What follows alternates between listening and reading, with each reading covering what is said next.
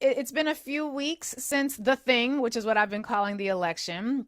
The great unraveling, and here we are in a time where representatives like Nancy Mace and others have made it their sunum bunum, their primary goal, to raise issues concerning LGBTQ community members in very, I think, politically violent ways, rhetorically violent ways. And I'm wondering how this lands for you, and what are some of the concerns that you are bringing into this new era as a result of the election on the 5th.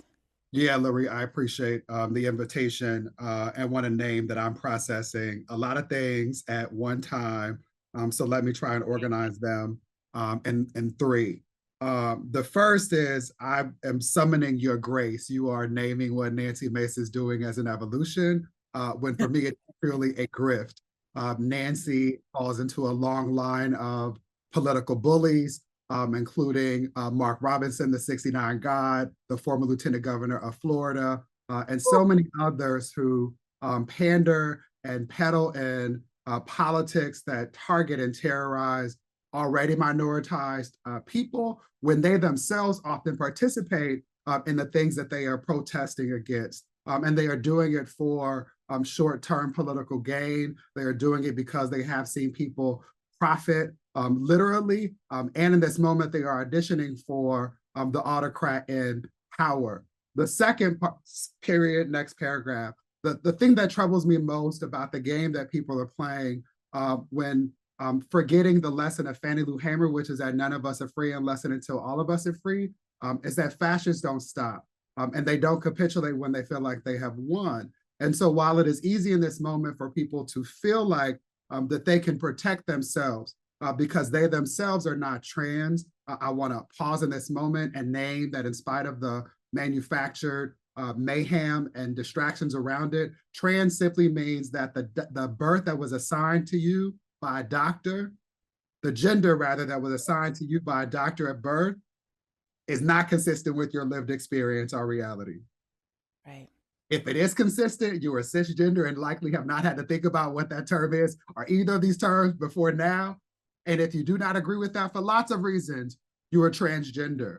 Everything else beyond that is manufactured mayhem, and we should start by appreciating that. Secondarily, two data points. One, based on the data that we have, trans folks are less than 1% of the population of people who will share or invite in us to knowing their sexual identity, gender orientation, or expression, each of those being three very different things. Another data point, 42%. 42% of Americans say they know or have a relationship with or have been invited into the experience of someone who is trans. And I'm using terms like invited into and experience because the reality is that there are likely more trans people who exist in the world and that we know, but they don't feel safe enough to disclose that information with us because we haven't done this work. But the point I'm trying to make here is that we should not fool ourselves into thinking that once these fascists have achieved their goal of terrorizing trans folks so much that they do not take up public space, they do not visit doctors and demand life-saving and affirming care, they do not apply for jobs where they think they're going to be discriminated against, the outcome of that is genocide, they're going to come for you next. And so it's easy for you, Ms. Mace, in this moment to think that this will only affect Sarah McBride. But what we have seen, especially Black folks, what we have seen is often that the animus that comes with transphobia or transmisia or ignorance around identity more specifically is that it is targeted against women. For us, and what I'm most concerned about is Black women. So what happens when people stop you, Ms. Mace, from going into a bathroom until you pull your pants down? What is most often interesting to me about the naming or the manufacturing of a problem is people don't think through the solutions or how it's going to be imposed. So this trans bathroom ban sounds fine for it maybe one, Sarah McBride, but when one talks about implications, how will it be enforced? What happens when every single person that has to go into a bathroom that has been identified for women only, and we could have a whole nother economic conversation about that. When I taught kindergarten, I cared about one thing: don't go to the restroom on my rug. Which bathroom you went into? We don't even have to have that debate. Just don't go on my rug. And so what I think about is the implication or the application rather of these laws for people who are celebrating and profiting from them. The very last thing about this for me on this moment is this. It's the reductionism of it all. That is a tool of white mediocrity. We are so much more than simple biological terms. We are people having diverse human experiences that are shaped by context, including circumstance and time. I did not ask to be born into this beautiful body. Right. I didn't ask to be birthed having a spirit that allows me to appreciate that I am made better because I am loved by a person who has the same gender as me. And the sooner we can all appreciate that we are better by living in a democratic society that allows all of us to enjoy those intangible rights that too many people take for granted, then we can all get closer to freedom together. I hope that made sense.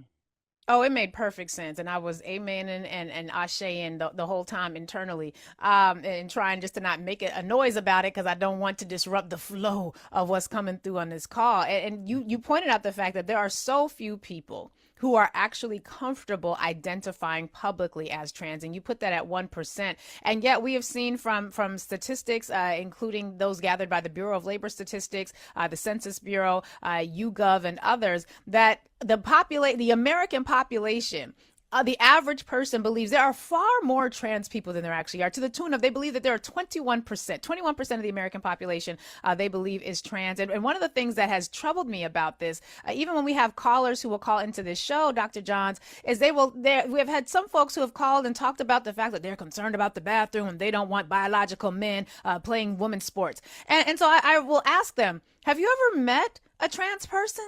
Right. And to the tune, most of them say no. One person in particular said yes, but the rest, they've never even met a trans person. And the use of this language, these terms that are always a tell. I don't want a biological male playing in women's sports or playing in girls' sports. And what's troubling to me is that it is sort of couched in this veneer of concern about women's safety. When these same people just elected a sexual assault. Both work. Thank you. Thank you.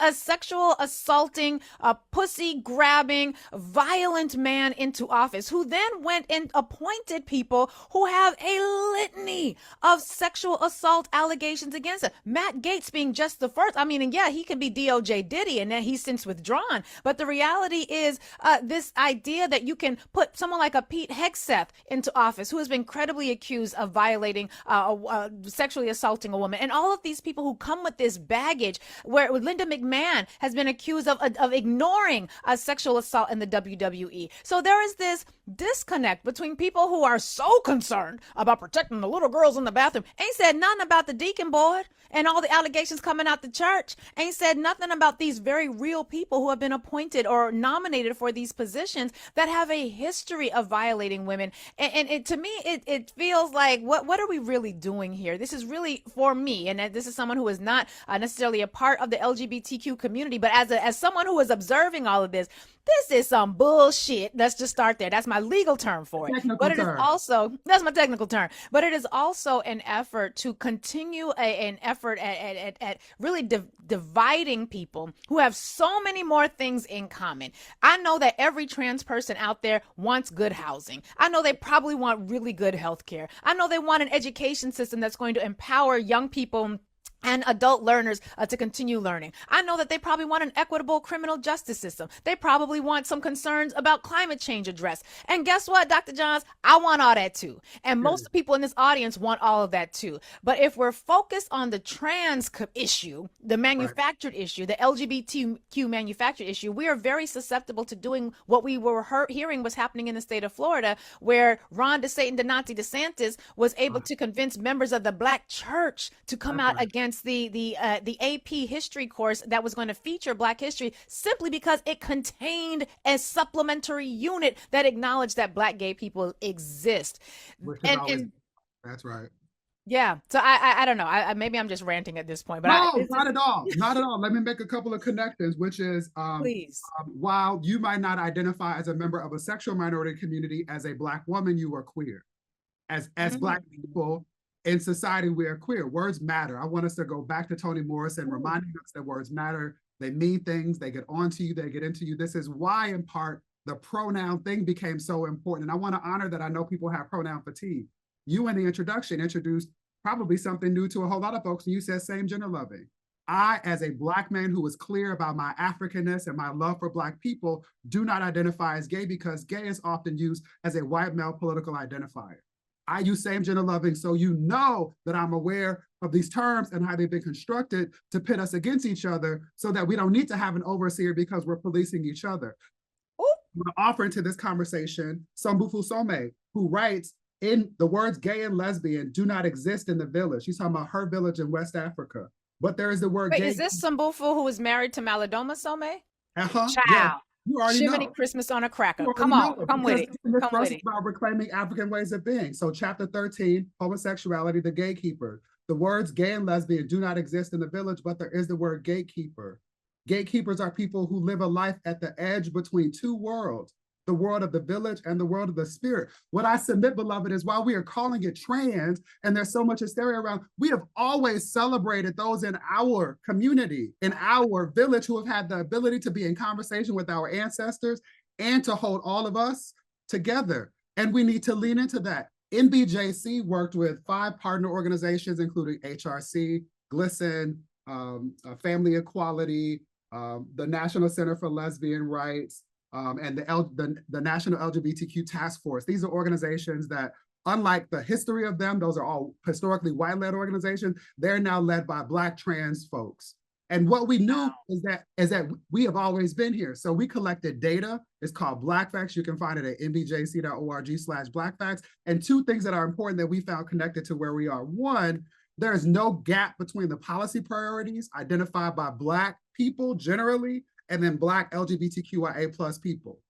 The policy priorities were the same. They were the cost of everything is too damn high. Actually, in order was healthcare. The second is the cost of everything, inflation, the economy, including healthcare, cost of college is too damn high. And then the third is everything connected to social rights, to try to get the state to stop from killing us. Those priorities are the same. What we also knew is that the media, the media controlled by millionaires who are billionaires who became even more wealthy within 48 hours of the decision being what they were going to manufacture a war between us based on gender. No matter what the outcome, it was going to be blame it on Black men. Our data said that the biggest divide was generational. It's our elders saying the terms, y'all didn't do the work to catch us up. You didn't. So let's move away from, we know how fascists work. Those who care about democracy should not be lulled into the traps of arguing with each other and saying, we moved the rope too far. We moved the velvet rope such that my queer self can come in and find comfort in this tent, but those who are gender nonconforming or trans, they gotta stay outside. That's not how we all get to freedom. So we have an opportunity to help people appreciate that the they, them is about all of us. That the work of those who care about democracy, regardless of what you call the party, whether that was Frederick Douglass's Republican Party, which does not exist now, or the Democratic Party, the work is making sure that everybody can not only come into the tent, but find ways to thrive and connect to resources that they need in order to thrive. We can do more work to help people appreciate not only what that sounds like, the terms, but what that feels like based on how they have access to resources that matter. I want us all to celebrate again. We should not feel defeated in this moment. I know it feels like it, but we are winning. The vast majority, some 89% of Black people that we talk to around the country, that before the election believed that we should be doing more to support Black LGBTQIA+ folks. Wow. Some 79% of Black folks, I said 42% earlier with trans folks, nearly 90% of Black folks know someone. They say they have a meaningful relationship with somebody who identifies as LGBT+, not T.